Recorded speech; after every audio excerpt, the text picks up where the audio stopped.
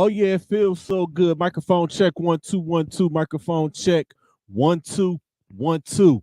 Y'all know what day it is. Y'all know what time it is, and y'all know who y'all looking at. Want to welcome y'all to another episode of Club Pizzle. Want to thank each and every last one of y'all for y'all's continued support of this platform. I want to thank y'all for y'all continued support of this podcast.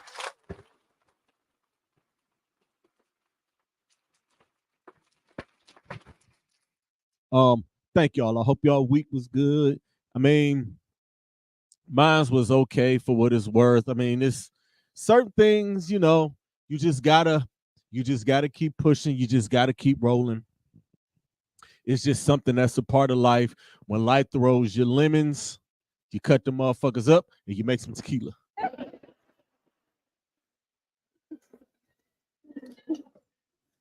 No, seriously. Um, I want to thank y'all. Make sure y'all tune in directly after this, 9 o'clock.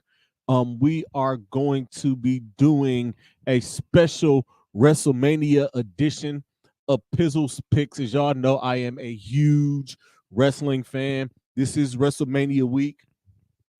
Y'all have been watching WWE for the last 3 months since the Royal Rumble. Then y'all already know what time it is. Y'all already know the vibes. So it's gonna be a good time, man. This weekend is gonna be fun.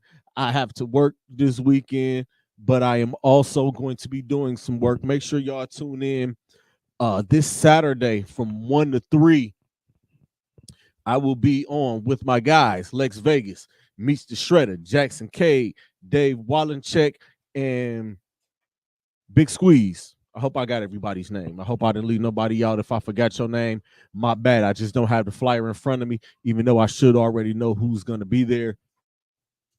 And Timbuktu is also going to be there. He's going to be kind of like the referee.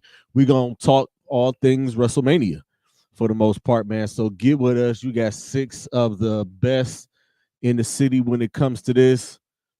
So y'all going to get to see us and get to do what we do in our element. And also, next Tuesday, maybe Wednesday, I'm going to be doing a little WrestleMania recap show.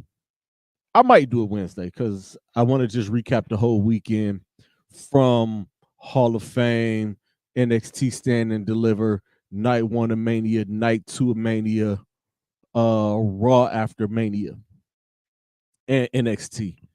Um, I will wait until Saturday. I should maybe do it Saturday morning so I can add in SmackDown live with it. The SmackDown after Mania. I just might do that. It might be next Saturday afternoon or something like that. And y'all to get that from me. Just be on the lookout for that. That is going to be the precursor to the upcoming wrestling show, wrestling pod that I'm going to do here on this network.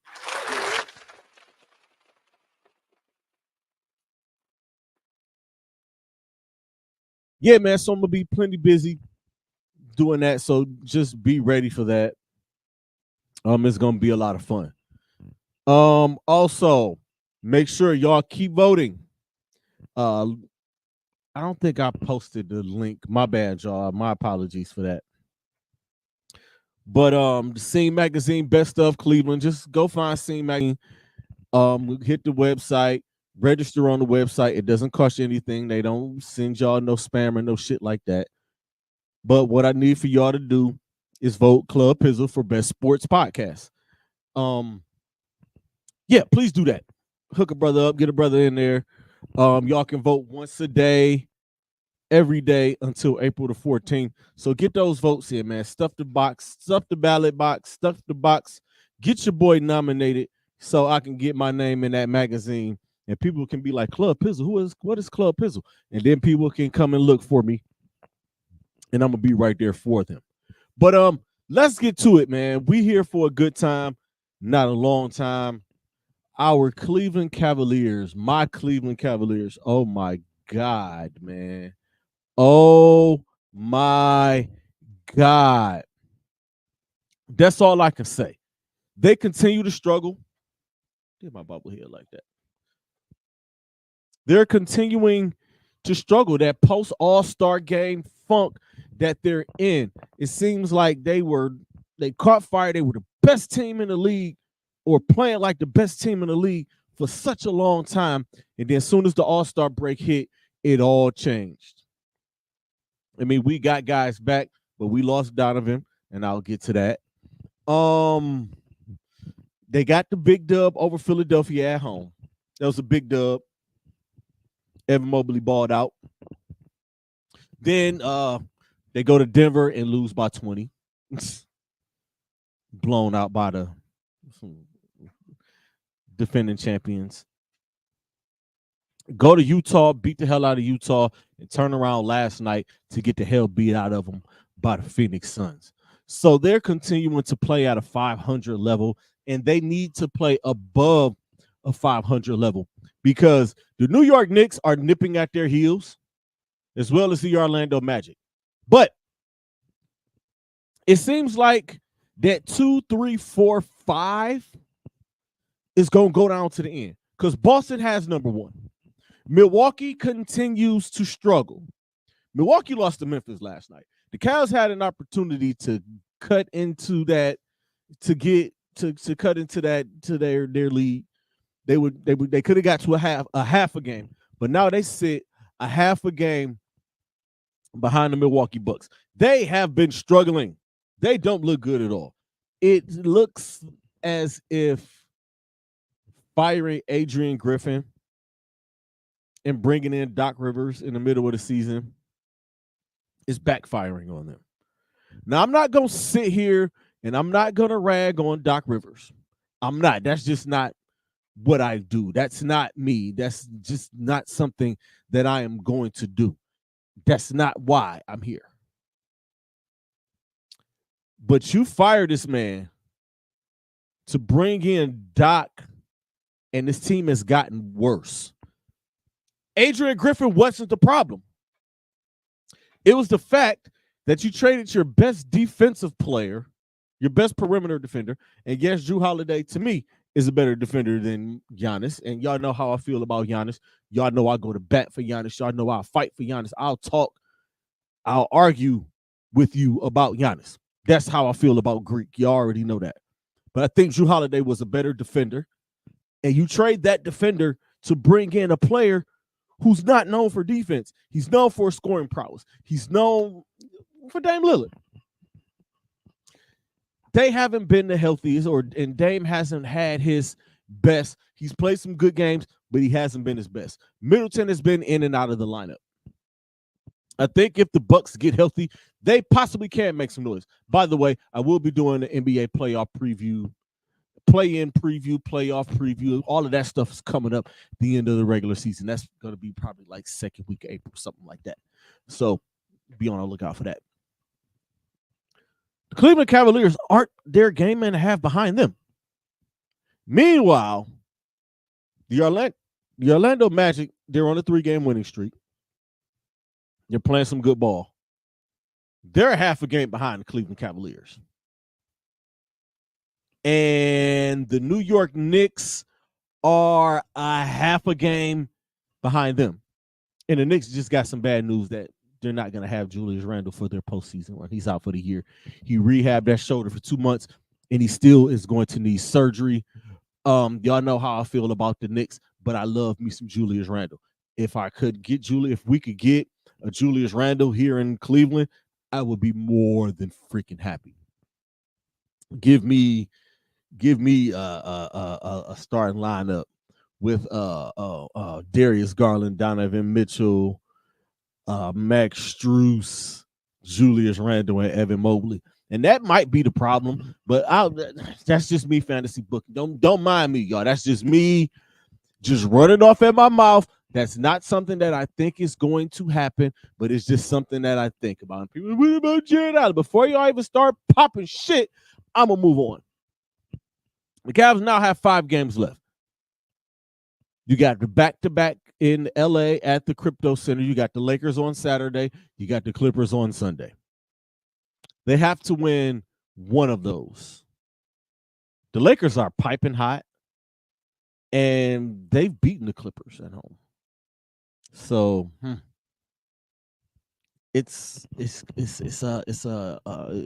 just gonna see. And they close out the year at home with the Memphis Grizzlies, the Indiana Pacers, and the Charlotte Hornets. If they can go 4-1, or if somehow they can beat the Lakers, beat the Clippers, come home and win those 3 games and end the season on a 5-game winning streak, that gives them some momentum going into the playoffs.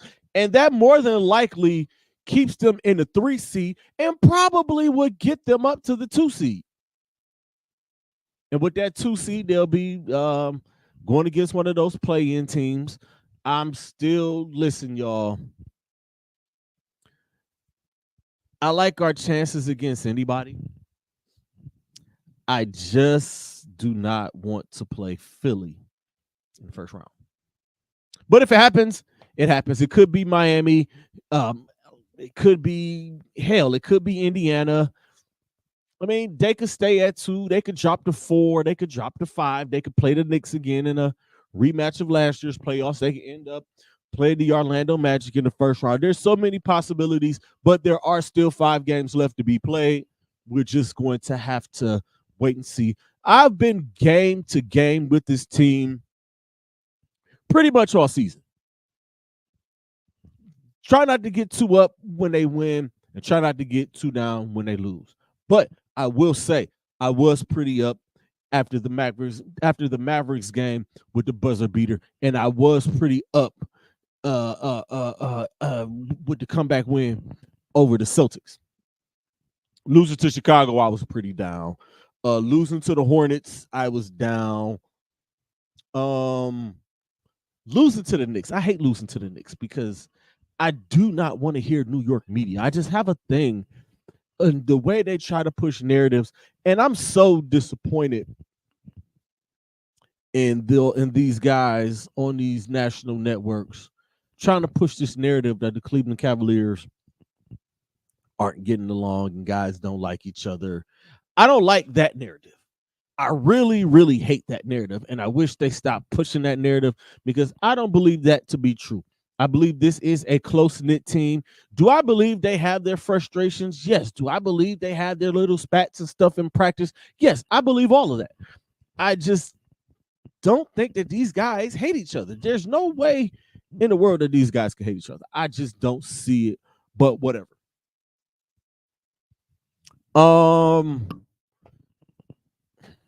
These playoffs, there are 3 things. 3 things. Donovan Mitchell is not healthy, y'all. And that is going to hurt. You can see it. He's settling for threes. He's not driving to the hoop. He hasn't been driving to the hoop since the All-Star break. You can see it. He's settling for all of these threes. In order for him to be effective, we need him to get those points in the paint. We need him to get to that midi, and we need him to hit those 3-pointers. He's not been doing that. He's not healthy. That knee is bothering him. He's still dealing with the broken nose thing. It has to be fixed. He has to be fixed, or they're going to be packed up early. They're going to be passing the sticks early if Donovan Mitchell does not get himself together. He isn't healthy. You can see that he's not healthy. Evan Mobley looks a whole lot better since coming back from this second knee injury, but we need more. I've been saying this for the last 2 seasons. Until Evan Mobley emerges as the number 2, as a solid standalone number 2, because right now I think the pecking order, I think is Donovan and I think it's Darius. That's just what I see. Until Evan Mobley emerges as the dominant number 2 on this team, the Cleveland Cavaliers won't get past the second round. And I know in the midseason picks, I had them going to the conference finals, but that was before this whole little swoon happened. And I am allowed to change my mind. I am allowed to stick to, you watch you. I again, I go game by game, week by week with this team, and that's how you have to approach it. These guys are pros. This is the pros. You have to go game by game. All right, this didn't happen this game. Maybe something to change because it changes. George Niang can have 30 in a game, and then he can have like 4 in a game. Sam Merrill can have like 7 threes in a game, and then come back and miss 7 threes, shooting those same shots. But we need Evan Mobley to become what I think he can be. And the last 5 games, he is averaging 20 and 10. And that's what we need from him. That's what the Cleveland Cavaliers need. They need Evan Mobley to be a consistent 20 and 10 guy. And the third thing is Darius Garland. He might have to take on a bigger role or shoulder more of the scoring load if Donovan's not healthy. Now, I know Darius is dealing with his issues. He has some injuries, and he's dealing with a personal issue, the death of someone close to him, as I told you guys last week. And he's been a turnover machine. Holy cow. He got to relax on some of the turnovers. But when he's at his best, this team is hard to beat. We need to see all-star level Darius Garland. I'm not worried about Jared Allen. Jared Allen has probably been the most consistent guy all season. I'm not going to throw Strus and Niang and Okoro and Karis LeVert and Sam Merrill. I'm not going to throw the others around. I'm talking about the stars, the big 4, basically. The guys who have been on all-star teams. Oh, can't forget about Marcus Morris. That is a big signing, and that is going to help them in the playoffs. Tristan Thompson being back, that is something that is also going to help them in the playoffs this year. That is something that they lacked last year. I know y'all going to say, well, Robin Lopez was here. Well, Robin Lopez wasn't in there getting housed on the boards by Isaiah Hartenstein. But again, Donovan needs to get healthy. We need more from Mobley. We need more from Garland. That's basically it with the Cavs. Let's see what happens, and let's see what plays out with these last 5 games. The LA swing, and then home for Memphis, Indy, and Charlotte. I think I think by the time, I think it's only the 3 games. I think Indiana and Charlotte are over the weekend or something like that. So I'll be here next week to talk about the Lakers, Clippers, and the Grizzlies games. And hopefully there's some improvement there, because Orlando is balling. I'm not afraid of them, but they are balling. Paulo Banchero, tough. Moving on. I spoke about this I'll name this segment later. LSU and Iowa drew 12.3 million viewers, and I was one of the 12.3 to watch that game. Caitlin Clark is amazing.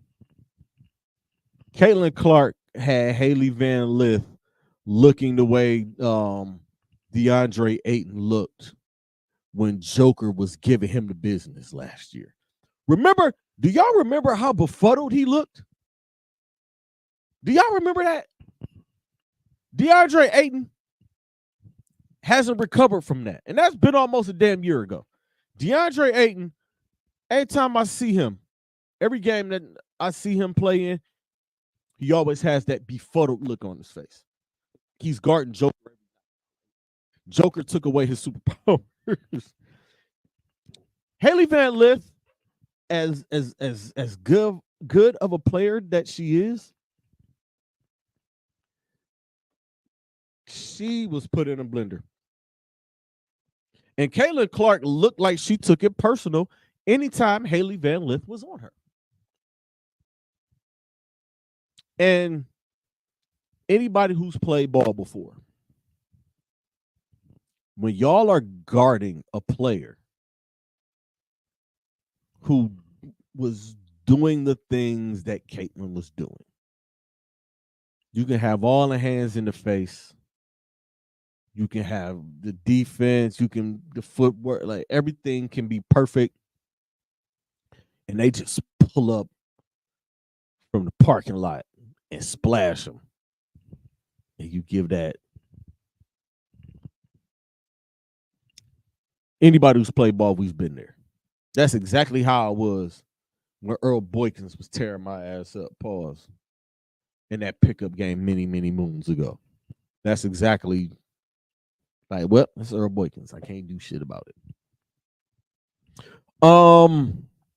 Speaking of Caitlin, this Caitlin versus Angel thing, I'm calling it a thing because it's not a rivalry, y'all.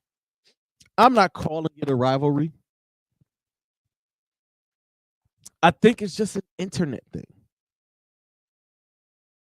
Now, these two young ladies have known each other for quite some time. They've been top basketball players at their level for however many amount of years. And they've been on the AAU circuits together. So they know each other pretty well, right? They don't hate each other. They both had to come out twice and say, I don't hate her. I don't hate her.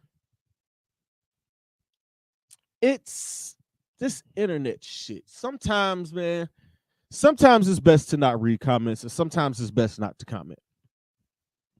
Because they pieced it, they hugged after the game. And on one of the IG posts, I commented like, damn, people want them to hate each other so bad. And it's sad. And people are still commenting on it. And this is fucking 3 days later. It's like, listen, y'all, I want to erase the damn comment now because I'm tired of getting the notifications for it. I'm not going to bring up the racial aspect of it because I can sit here all day and talk about that. And I'm not. I'm not going to sit here and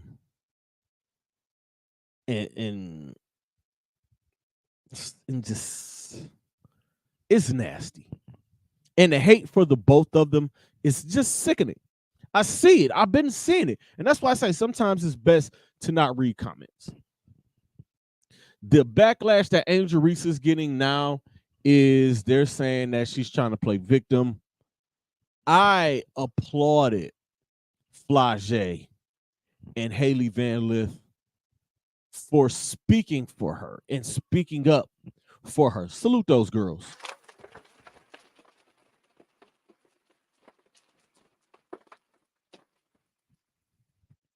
I thought that was pretty fly. And that's what you do with your teammates. You like your teammates, and you and your teammates get along like that because y'all are together every day. Y'all are battling out there on the floor every day.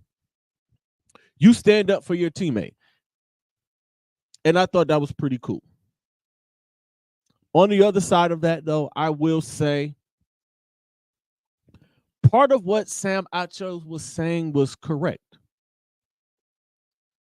When you take on the role of the villain and you say, hey, yes, I'm going to be the villain, some of that stuff you can't cry about. Now, death threats and shit like that, that's extreme. That's too much. And you have to think about it. She's a 21, 22-year-old young lady. A lot of what Sam Alcho was saying, it's like, all right, bro, that's enough. You doing too much. But I got it. I just was like, nah, bro, you can't do that to her. That's just, that ain't right. That ain't cool. But to hate on the both of them, man, that's ridiculous. And I think, again, that's just the internet. When you're great and you're on top, people are going to hate you. It's like people love you until you get to the top. And once you get to the top, they just not gonna like you. They'll forget they even liked you. It's nasty. Both of those young ladies are moving on to the WNBA draft. Angel Reese just declared, and Caitlin Clark is the projected number 1 pick. This is her senior year. She has 1, possibly 2 more games left to play. The women's Final Four is here in Cleveland.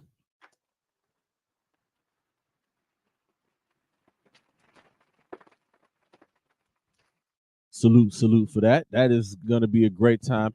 I hope anybody attending, I hope y'all have fun. I hope y'all are enjoying all of the festivities. My ass is working all weekend, so I'm going to miss everything.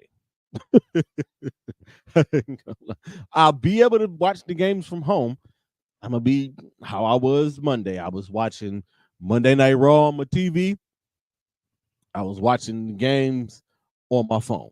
That's what I'm going to be doing tomorrow. I'm going to be watching SmackDown Live on my TV and the Hall of Fame on my TV. And I'm going to be watching the games on my phone. So just be ready for that. And final thing before I get out of here, Bronny James it's been reported that LeBron James Jr., Bronny James, is entering the transfer portal. I mean, these kids nowadays, that's what they're gonna do. And again, like, this is a report. I don't think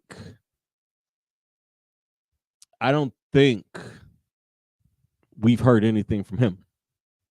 All we know is LeBron said he has some decisions to make, and we are going to be behind him 100%. But if you ask me, I think Bronny James is going to end up at The Ohio State University to play with another local product who is making his way back to Ohio State after a year away, Michi Johnson. So, I mean, that's pretty cool. Get the 2 Ohio boys to come back and lead Ohio State to the promised land. Maybe that is what they're thinking about. Maybe that's what's on their mind. You know, I mean, we'll just have to see, man. With that said, I'm going to get out of here. But again, make sure, don't y'all touch that dial. 9 o'clock. I am going to be doing my picks, Pizzle's picks for the WrestleMania 40 card, night 1, night 2, 14 matches. This is going to be fun. Also, again, make sure y'all log on Scene Magazine. Look for the Best of Cleveland. Look for the nominations. Best Sports Podcast. This one right here, Club Pizzle. I would greatly appreciate it if you guys could do that for a brother. I want to thank y'all for tuning in this week. We'll be back next week. I am going to be crowning a champion in my men's and women's NCAA tournament bracket. And also, I'll be giving out the details for the NBA playoff bracket challenge. Something that I'm going to do. So we'll see if I'm going to be giving out some money. If I'm giving out some money, I might have the winners on. I might not. I hope I ain't going to be no sore loser about it. I am up in the women's bracket, and I don't think I'm going to win the men's bracket. I really feel like I'm not. I think I'm going to lose that one. And I'm not happy about that. Y'all know what it is, man. Always protect your peace, protect your energy. The message is more important than the messenger. And creators, be great. Stay positive, because negative energy is trash. Remember, y'all, 9 o'clock, Pizzle's Picks. I'll see y'all there.